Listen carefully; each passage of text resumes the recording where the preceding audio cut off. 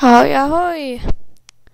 Dneska si ukážeme takový dobrý docela server, kde chodí jeden admin z Mindmovies a to je Seven. Takže doufám, že tenhle server navštívíte, protože je dobrý. A tak se jdeme podívat do tady tohohle paneláku, co je tady nedávno postavený.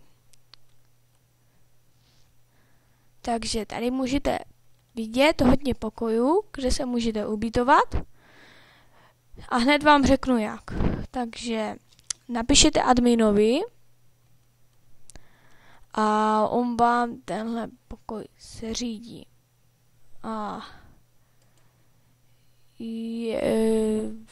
Takže tenhle pokoj má kolem, tenhle panelák má kolem 30 pokojů, co jsem slyšel. Takže doufám, že navštívíte tenhle server a doufám, že se vám bude líbit a to je asi vše. A zkusíme jít až nahoru paneláku.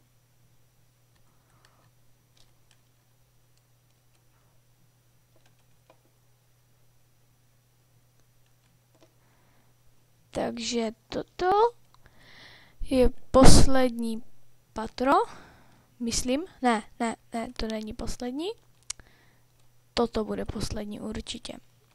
Takže toto je poslední patro, tady byli admin 7, číslo 1 a když jste třeba měli hlad, máte tady nějaké dorty a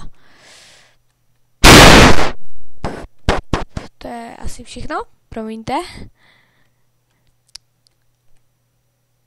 No a teďka půjdeme se podívat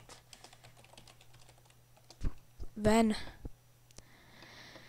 Takže kdybyste se od začátku objevili jakoby v takým velkém chrámu, tak stačí napsat warp panelák, jo, s mezerou a objevíte se na tady tom hezkém místě. Tady jsou nějaké domy, nějakých hráčů. No a jinak tady toto je vlastně hotel, takže tady se můžete ubytovat. A to by bylo možná vše k tomuto menšímu tutoriálu. Doufám, že se vám video bude líbit a dejte nějaký like a nějaký odběr. A doufám, že se připojíte a IPinu budete mít dule napsanou ve videu.